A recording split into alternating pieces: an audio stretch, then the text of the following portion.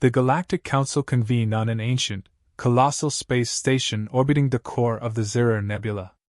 The Council, a collective of the galaxy's most powerful and technologically advanced species, had always maintained the delicate balance of peace across hundreds of worlds. Their edicts were absolute. One decision had just been made, one that would reshape the future of the galaxy: the execution of all human prisoners of war. Humanity had fought a war of survival, engaging in a series of desperate military campaigns against various alien factions. In doing so, they had violated galactic treaties, and their aggressive behavior had made them an unpredictable, dangerous element in the galaxy's peacekeeping structure. The Council had long regarded humanity's violent history and its fierce independence as a threat to their perfect order. So, when the humans attempted to defend themselves against the invasive extraterrestrial force, they did so without sanction. The Council could not allow a species so volatile and uncontrolled to continue existing without consequence. The Council's decision was swift, cold, and final. Earth's prisoners would be executed in public as an example to all who dared challenge galactic authority. The prisoners were held on a remote space station, isolated far from Earth's reach. It was the perfect location for such a high-profile execution, far from the prying eyes of Earth's media and the occasional sympathetic factions that might argue for the humans' survival. The space station was secured by the best alien technologies, a fortress whose defenses made it virtually impenetrable, even to the most skilled military forces. Its commanding officers were handpicked by the Council for their ruthlessness and efficiency. No one had ever broken into the station, and few dared to try. Back on Earth, however, there was a different response than expected. The news of the execution spread across the planet like wildfire. Governments and organizations, from all corners of the world, went into emergency sessions. Earth's military leaders, including the President, were in urgent discussions.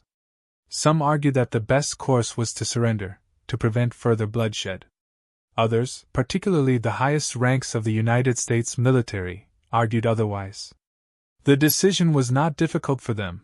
Humanity could not, would not, let such an insult stand. Earth's pride and independence could not be undermined. The response was clear. The United States, still the global military leader, took action. They activated a specialized, elite unit, the United States Marines, codenamed the Last Hope of Earth. These Marines were the pinnacle of human military training and tactical ingenuity. They had been selected not just for their physical prowess but for their adaptability in the most dire of circumstances. The orders were clear: infiltrate the heavily fortified station, rescue the prisoners, and prove that humanity was not to be underestimated. If that meant waging war against the entire Galactic Council, so be it. This was Earth's stand. The operation was as audacious as it was necessary. The Marines knew they were outgunned. The Galactic Council's forces outclassed humanity technologically in every conceivable way. Their weapons were superior, their ships faster, and their security systems near impenetrable. The station was a fortress, an alien world unto itself, equipped with automated drones, force fields, and technologies that had never been seen on Earth. Yet humanity had one thing the Council didn't: ingenuity. And that would be enough. With precision and secrecy, the Marines were briefed on their mission. They would be deployed via stealth technology to ensure they weren't detected upon arrival. Their goal wasn't to confront the full force of the Galactic Council's military. It was to infiltrate, disable key systems, rescue the prisoners, and get out. They would need to rely on their cunning, their ability to improvise, and their overwhelming will to succeed. There was no time to waste. The execution of the human prisoners was scheduled, and Earth had only a few days to act before it became an irreversible event. The stakes were high. The Marines knew this was a one-shot mission, one that could determine humanity's future in the galaxy. Failure would not only mean the deaths of the prisoners but the complete annihilation of any remaining hope for Earth's survival in the galactic community. The lead commander, Lieutenant Colonel Robert Red Daniels, stood before the assembled team of Marines. His gaze was steely, his voice calm but filled with the weight of the mission. "We don't get second chances," he said. "We're going in with everything we've got. This mission isn't just about saving our people, it's about sending a message. The galaxy needs to know that we don't bow to anyone. We don't give up. And if they want to wipe us out, they're going to have to earn it. The Marines stood in silence. They were ready, every single one of them, to face whatever the galaxy threw at them. The reputation of humanity rested on their shoulders, but more than that, it was their sense of duty, their loyalty to each other, and their refusal to be broken that would carry them through. The team briefed one last time on their route, their tactics, and their primary objective: breach the station's outer defenses, disable the security systems, and extract the prisoners. Simple on paper. Impossible in practice. The journey to the station would be brief, and as the Marines prepared for the drop, there was no sign of the coming storm. But in their hearts, they knew what this moment represented, not just a mission, but the beginning of humanity's struggle for survival. No one could predict how the Galactic Council would react, but Earth was determined to prove that humanity was a force to be reckoned with. They were ready to fight, ready to show the galaxy that the flame of human defiance would never be extinguished. It wasn't about winning. It was about making sure the galaxy understood one thing: humanity could never be silenced. The Marines arrived at the outer rim of the station's defense perimeter. They were cloaked, their dropships rendered invisible by the advanced stealth tech the U.S. military had acquired. It wasn't perfect, but it would give them the element of surprise. The space station loomed in the distance, a massive structure stretching across the void like a metallic fortress. The air was tense as the Marines prepared to make their descent. Each soldier knew the risks, but their mission was clear: infiltrate the station, locate the prisoners, and extract them without triggering a galactic-scale war. Lieutenant Colonel Daniels gave the final orders, his voice steady but carrying the weight of what was at stake. Once we hit the station, we move fast. We don't stop for anything. We hit the command center, disable the security systems, and get the prisoners. This is a one-way ticket. No backup. The team nodded in grim acknowledgement. The Marines descended silently, their boots touching the metallic surface of the station. The first challenge was the external security. They knew the station's automated defense systems would be watching for any signs of movement, and if they triggered an alarm, the whole station would be on high alert. There was no room for error. They approached the first airlock, a giant sliding door that would open once they input the proper codes. The team had already acquired the station's schematics, so they knew where to find the security terminals. Staff Sergeant Harris, the team's tech specialist, moved quickly, pulling out a compact device that could hack into the station's mainframe. Within seconds, the security panel blinked green, and the airlock door slid open. Inside, they found a long, dimly lit hallway lined with metallic doors. No guards yet. It was eerie. The silence of the station, the complete absence of noise, set everyone on edge. The Marines moved in formation, weapons at the ready, their senses heightened. Daniels led the group, eyes scanning every corner, every shadow. The first guard they encountered was a member of the Zvorik, an alien species known for their psychic abilities. The Zvorik were formidable, their mind-altering powers making them capable of sensing intruders before they even arrived. The Marine closest to the guard, Corporal Murphy, saw the alien turn and raise a weapon. The Zvorik's eyes glowed with a faint, eerie light. Murphy didn't hesitate. A shot rang out, hitting the alien square in the chest, but it wasn't enough to stop the guard from raising his weapon. Daniels reacted instantly, signaling the team to move in. Harris used a grenade designed to disrupt psychic signals, temporarily blinding the Zvorik's mental senses. The Marine squad swarmed, using overwhelming force to subdue the guard quickly, and they dragged the unconscious body into a nearby storage room. The first obstacle was dealt with, but Daniels knew this was just the beginning. They had to keep moving. The station's layout was unfamiliar, but the schematics they had obtained made it easier to predict where the next security measures would be. The team pressed on, avoiding the patrolling security drones and using narrow service corridors to avoid detection. Despite their success so far, they couldn't ignore the looming threat. The Galactic Council was no stranger to subversive tactics. This wasn't going to be an easy rescue, and every moment that passed without an alarm being raised was another moment that brought them closer to a confrontation they could not afford. The deeper they went, the more oppressive the station felt. The walls of the station seemed to press in on them, and the hum of alien machinery filled the air. It was clear that the station wasn't just a prison, it was a strategic outpost, a symbol of the Galactic Council's iron grip on the galaxy. It was here, in this remote outpost, that the fate of humanity would be decided. The tension among the Marines was palpable. Each step could be their last. Finally, they reached the central core. This was where the prisoners were being held, isolated, behind several layers of reinforced walls and high-tech security systems. The squad moved with deadly precision, setting charges to disable the main gate. Harris went to work, bypassing the security encryption that locked the door. The clock was ticking. Daniels could almost hear the Council's ships approaching in the distance. Seconds felt like hours as Harris worked his magic. His fingers danced across the panel, and the door's status light flickered green. "We're in," he said. The team rushed forward. Inside, the prisoners were held in stasis pods, disoriented and unarmed. The humans had been kept in cryosleep for the most part, though their faces were marked by the trials of captivity. They had been tortured, psychologically broken, and physically abused, but they were still human. And in their eyes, Daniels saw a spark of defiance. It was that spark that had driven him to lead this mission, knowing that humanity wasn't just going to roll over and let itself be extinguished by an alien bureaucracy. The prisoners were quickly unsealed from their pods, but there was no time for sentimental reunions. As soon as the door to the stasis chamber opened, an alarm sounded. They had been detected.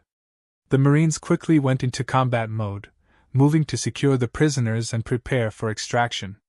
Harris, still working furiously at the terminal, cursed under his breath. The station's security systems had activated. "We've got company," he said. Outside the chamber, the sound of alien boots marching in unison was unmistakable. The station's guards, reinforced by military personnel, were closing in fast. Daniels swore under his breath. "Harris, we don't have time to play with these systems. Get us out of here, now." The pressure was mounting. Daniels could feel the tension in his chest. The Marines couldn't afford to let anything go wrong. The prisoners were counting on them. The entire galaxy was watching. This was more than a rescue mission. It was a test of humanity's resolve. A test that could decide whether Earth would survive or be erased from the map of the galaxy. "Get ready, Marines," Daniels said. "We fight our way out, no matter what. We don't stop until we're off this rock." The Marines prepared for what they knew would be a battle unlike any they'd ever faced before. They had one chance to escape. The odds were against them, but if there was one thing humanity had always been good at, it was fighting against impossible odds and coming out on top. And if they died trying, at least they would die proving that humans could never be underestimated. The Marines scrambled into position, weapons raised and nerves taut, as the station's alarms blared overhead. The hum of alien machinery, the cold clank of armored boots, and the sharp hiss of the security doors locking down all signaled that time had run out. The prisoners, still groggy and disoriented from their long captivity, huddled together at the rear of the chamber, their eyes wide with confusion and fear. The Marines had to move fast, faster than they had ever moved before. "Move out! Now!" Lieutenant Colonel Daniels barked, his voice cutting through the chaos. They had their prisoners. The mission wasn't over. They had to get them out before the station's defenses fully locked them in. Harris, the team's tech specialist, was already working on bypassing the lockdown systems, his fingers dancing across the holographic console in front of him, his brow furrowed in concentration. 30 seconds, Harris muttered, barely audible above the roar of the alarms. "I need 30 more seconds and we're clear." "Make it fast, Harris," Daniels ordered. "We're running out of time." Outside the chamber, the first wave of the station's security forces was already pushing through the corridors. The sound of blasters charging and the unmistakable click of enemy weapons being readied sent a wave of urgency crashing through the Marines. This wasn't just a fight for survival. It was a fight to prove to the galaxy that humanity wasn't going down without a bloody fight. The Marines held their ground, a thin line of human willpower against the unstoppable tide of galactic forces. They fired in quick bursts, precision shots that kept the advancing forces at bay. Despite their lack of advanced alien tech, they were experts in tactics, in moving quickly and decisively. They were able to make every shot count. But Daniels knew that they couldn't keep this up for long. The station's forces would overwhelm them if they didn't escape soon. Harris grunted as he hacked into another control panel. Got it! He slammed his palm against the panel, and the security doors hissed open, releasing a rush of cool air into the chamber. The way was clear, for now. Daniels gestured for the prisoners to move. Stay close! Keep moving! He ordered as he led the group down the darkened corridors, the Marines forming a protective perimeter around the human captives. They moved quickly, methodically, through the winding hallways. They had memorized the station's layout from the schematics they had studied in preparation, but the further they went, the more they realized just how massive the station truly was. It wasn't just a prison, it was a military stronghold, and the deeper they went, the more fortified it became. The first firefight was nothing compared to what was coming. They passed through areas where alien soldiers were lying in wait, and each time, the Marines responded with deadly efficiency. The station's halls echoed with gunfire, the cries of alien soldiers and the steady roar of the Marines' blasters ringing out. But they were moving too fast. The further they went, the more dangerous it became, as the station's security forces flooded in from every direction. We need a distraction, Sergeant Mitchell, the team's demolitions expert, said, his voice grim. We can't just keep fighting our way out. We need to blow the way open. Daniels turned and gave him a nod. Do it. Mitchell reached into his pack, pulling out a set of explosive charges. 10 seconds, he muttered as he placed the charges at the base of a massive bulkhead that separated them from the outer dock. The team moved into cover as the countdown began, knowing full well that the blast would give them the opening they needed, but it would also alert the entire station to their location. 5, 4, 3, 2, Mitchell said, his voice taut with focus. The explosion rocked the station, sending a shockwave through the hallway, and the heavy doors were blown off their hinges. The Marines wasted no time. They surged forward, rifles raised, covering the prisoners as they bolted through the now open passageway. The sound of gunfire grew louder as the station's forces converged on their position. Alien soldiers, armed with plasma rifles and energy shields, emerged from every corner, their red eyes glowing with anger. We've got company!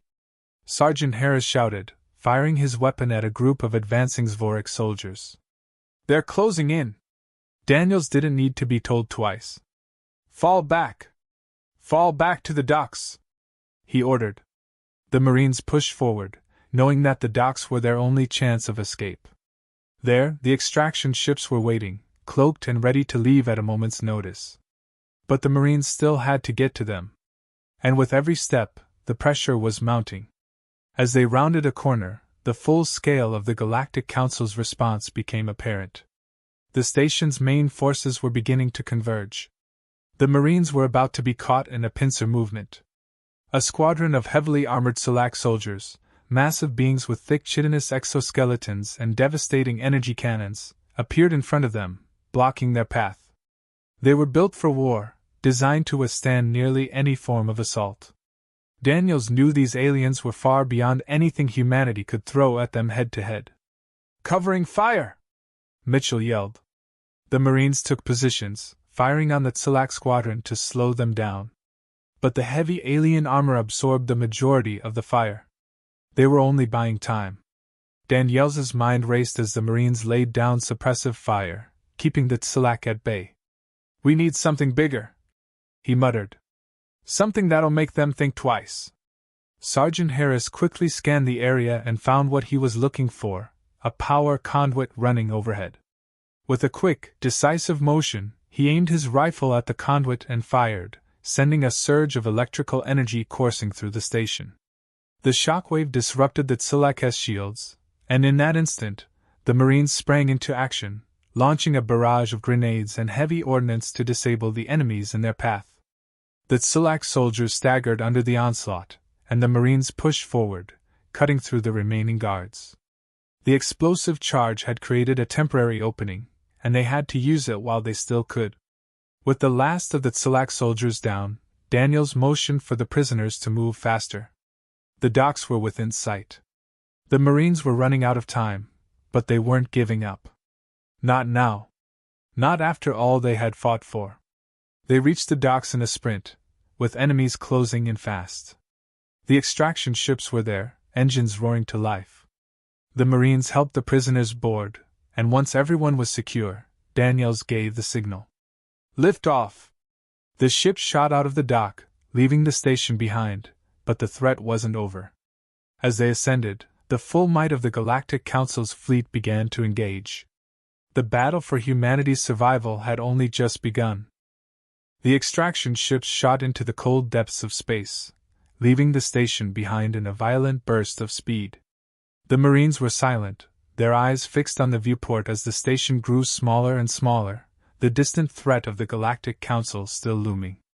The prisoners were safe, for now, but the battle was far from over. Daniels knew that the Council wouldn't take this loss lightly. They had just committed an act of rebellion that could spark an interstellar conflict, and no matter how well they had executed their mission, they had just put the entire human race in the crosshairs of the most powerful political body in the galaxy. "We've got a problem," Sergeant Harris muttered, his eyes flicking to his console as he monitored their trajectory. "The station's comms just went live. They're broadcasting our location to the fleet." "Damn it," Daniels growled. "How long until we're in range of their forces?" "Not long," Harris replied, eyes narrowed in concentration. "The Council's ships are already jumping into the system. They've got us on a direct intercept course. We won't outrun them." The urgency in Harris's voice wasn't lost on anyone. They had mere minutes before the full force of the Galactic Council would descend upon them. Daniels tapped his comm unit, bringing up a secure line. He had to make a call, one that would change everything. "Command, this is Daniels. We're out, but we're about to be intercepted by Council fleet forces. We need a plan, now." There was a long pause before the line crackled to life. "Lieutenant Colonel Daniels, this is Admiral Conway. You've done the impossible. But the situation has escalated. The Council is launching a full-scale response. I need you to hold out until reinforcements arrive." "Reinforcements?" Daniels bit back a laugh. "Admiral, reinforcements won't make it in time. We're talking about a fleet that could wipe us out in seconds. I need options. Now. We've deployed the Ares-class ships." The Admiral responded, his voice calm but urgent. "They'll be with you in 6 hours. Hold them off until then. You're on your own for now, Colonel. You've got the eyes of humanity on you." Daniels cursed under his breath. 6 hours. They couldn't afford 6 minutes, let alone 6 hours. They needed to buy time, but how? The Marines were already outnumbered, and the Council's fleet would only multiply that disadvantage. He glanced at his team. "All right, listen up. We've got 2 choices, fight or die. We're going to fight. Harris, can you disable their tracking systems? We need them blind." Harris didn't hesitate. "Already on it. But it won't take long for them to fix it. We'll need a distraction." "A distraction it is." Daniels's voice was ice-cold with resolve. "We'll make them think we've got something bigger on board. Something they can't afford to ignore." The team knew what that meant. They'd already placed several charges on the ship before departure, but this would be a one-shot deal. There would be no turning back. "We'll rig the cargo bay," Sergeant Mitchell said. "If we make it look like we've got a weapon capable of taking down their fleet, they'll hesitate. We just need to make sure the right sensors pick it up." "Perfect," Daniels said. "Everyone into position. Harris, you're with Mitchell. Get the charges in place. The rest of us will keep the prisoners safe and ready to move if things go south. We don't have long." As the Marines began their preparations, the tension in the ship was palpable. The prisoners, still in a dazed state, clung to whatever semblance of safety they could find. They had no idea what was coming. They didn't need to. They just needed to stay alive. Minutes later, the ship rocked violently. The Council's fleet had arrived. Their enormous warships, gleaming with 1,000 weapons, filled the viewports. For a moment, Daniels thought he could hear the hum of the enemy's ships through the bulkhead. The Council's forces had cut their communication lines, jamming all frequencies. They had no way to talk to anyone beyond the ship. "Target locked," Harris reported. "They're already scanning us." "Then we'll give them a show," Daniels said. He gave Mitchell a sharp nod. Mitchell pulled the lever that activated the decoy, triggering a massive false energy signature that would read as a weapon capable of incinerating entire fleets. The ship's exterior lit up with a fake signature, a bluff, but one that would look like the real thing to any sensor within range. Daniels had no idea if it would work, but there was no other option. The Marines braced as the first shots rang out. The enemy fleet opened fire, but their aim was erratic. They were uncertain, hesitant. It worked. For now. The Council was calculating, trying to decide whether the threat was real. They were buying the time they needed, but only just. "We've got incoming fire!" Mitchell shouted, gripping his rifle. "They're trying to target our engines. We've got to move!"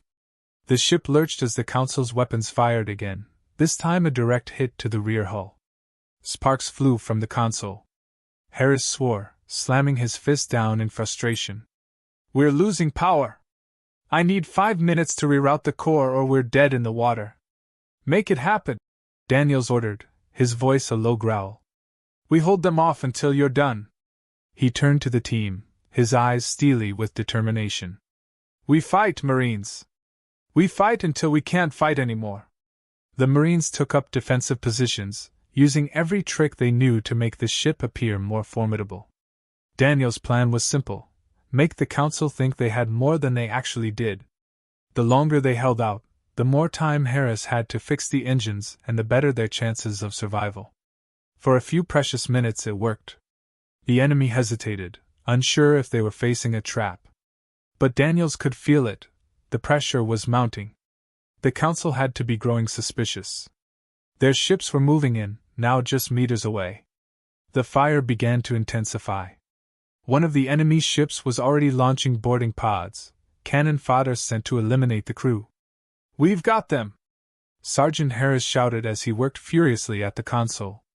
"Engines are rerouted. We can jump any time. Just give me the word." Daniels exhaled sharply. This wasn't over yet. "Prepare to jump?" he ordered. "When we do, we jump fast. All the way to the deepest corners of the galaxy if we have to." With a final push, the ship jumped into hyperspace, leaving the Council fleet behind, at least for now. But the battle was far from over. The Council wouldn't stop hunting them. They wouldn't stop until humanity was no longer a threat. And Daniels knew that the true war was just beginning. He turned to his team, a grim look on his face. "We've bought some time. But we're not done yet. We fight, and we keep fighting until they know humanity won't bow down."